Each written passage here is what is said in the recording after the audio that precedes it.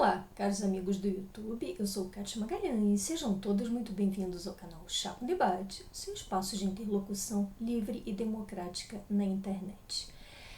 Quando a gente acha que já viu de tudo neste governo, ele sempre consegue nos brindar com uma surpresinha extra. E foi o que ocorreu com o caso da ABIN, noticiado há pouco tempo pela revista Época. Vou deixar o link aqui para que vocês possam conferir, com base em documentos cuja autenticidade foi reconhecida pela própria defesa de Flávio Bolsonaro.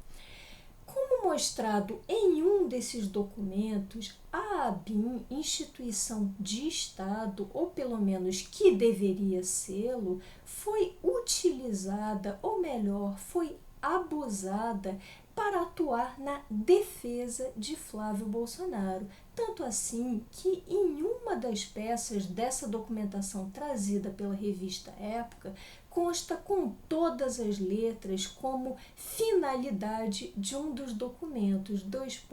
abre aspas, defender Flávio Bolsonaro, no caso Alerj, aquele tal caso das rachadinhas, um verdadeiro eufemismo para peculato. Mas no Brasil, a gente costuma adorar mitigar a gravidade das coisas e tratar um crime, um possível crime muito grave contra a administração pública, apenas como uma rachadinha, quase como que uma brincadeira inocente entre os colegiais.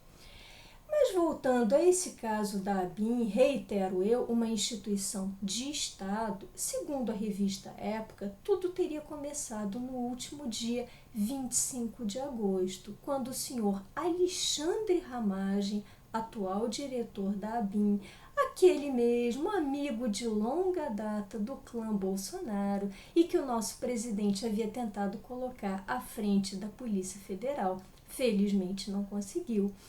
Então, esse senhor Alexandre Ramagem teria participado de uma reunião no gabinete de Bolsonaro, primeiro mandatário da nação, para tratar do caso do filhote, do príncipe herdeiro. E aí Ramagem teria recebido diretamente das mãos das advogadas de Flávio Bolsonaro um pedido para investigar pessoas ali no interior da Receita Federal que, no entender dessas advogadas, estariam tramando um verdadeiro complô contra o atual senador.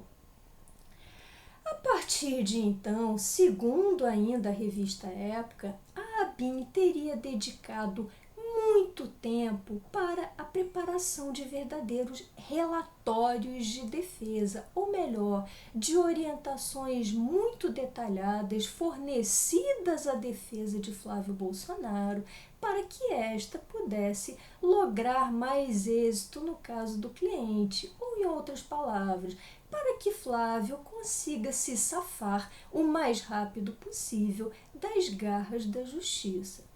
Em um dos relatórios obtidos pela revista Época, chega a constar uma menção a uma eventual substituição de postos, que seria uma referência sutil à demissão de certos funcionários de carreira da Receita Federal, que estariam causando um certo incômodo, digamos, um certo embaraço ao príncipe herdeiro.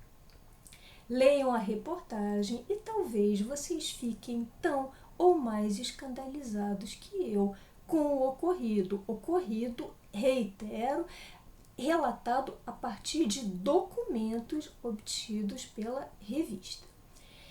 E aí, vocês acham normal, vocês acham banal esse tipo de conduta por parte de pessoas investidas de um mandato eletivo que ganharam poder a partir do voto e que utilizam, ou melhor, abusam de entidades que deveriam ser de Estado, como se suas fossem, para fins espúrios, para fins de defender práticas pouco republicanas, digamos, práticas bem ilícitas, para o fim de obstruir investigações? Vocês acham minimamente aceitável esse tipo de conduta? Bom, acredito que estejamos vendo aí o bom e velho Bolsonaro, personalista de sempre, como tem se mostrado pelo menos desde janeiro de 2019, quando chegou ao Planalto, graças a circunstâncias para lá de excepcionais, leia-se dentre elas a rejeição absoluta ao petismo e aquela gangue que nos saqueava por tantos anos, o anseio da população por um incremento na pauta da segurança pública e também e sobretudo o anseio de vários grupos da sociedade por reformas liberais na economia. E por falar dessas tais reformas, que fim levaram elas? Também li bastante a respeito ao longo dessa semana e confesso que não li notícias muito agradáveis. O que fiquei sabendo foi que essas reformas estão bem engavetadas, algumas delas explicitamente postergadas para 2021, como foi o caso, por exemplo, da PEC emergencial, que por si só já deixou de ser emergencial. Esse governo não tem nem noção de prioridades, não tem nem o sentido da emergência. Li hoje no Estadão que o relator dessa tal PEC emergencial, um grande aliado de Bolsonaro, decidiu postergar para o ano que vem essa PEC que seria tão indispensável ao país. Aliás, essa PEC, já na versão dada pelo relator, foi muito desidratada, teve vários trechos retirados ao sabor das conveniências, como, por exemplo, todos os trechos relativos aos cortes no serviço público, de modo que a tal PEC emergencial passou a ser uma PEC nada emergencial, tanto assim que pode esperar o ano que vem, e deixou de ter essa característica de ortodoxia, se tornou apenas uma mudança cosmética, alterações bem superficiais que certamente não vão trazer muita influência para o quadro atual, que não vai nos livrar desse abismo nas contas públicas. Enquanto isso, temos Bolsonaro, que não se contenta em aparelhar só a ABIN,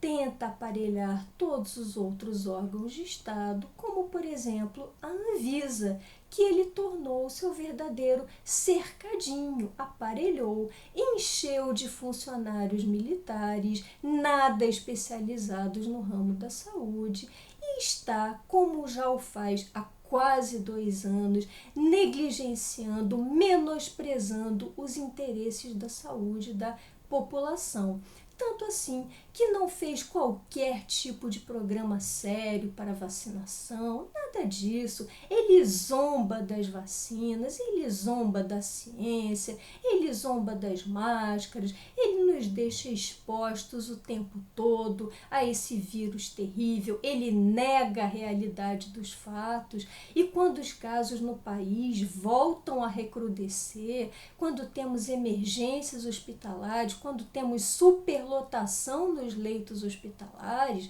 vemos um presidente da República chegar em público diante das emissoras de televisão e ter a ousadia de dizer que estaríamos vivenciando o finzinho da pandemia. Que finzinho, senhor Bolsonaro? Acho que nem na Coreia do Norte o governante, o tirano de lá, mente tanto quanto o senhor, perverte por completo a realidade dos fatos, nega o que está diante dos seus olhos, apenas para se acomodar aos seus interesses, aos seus desejos.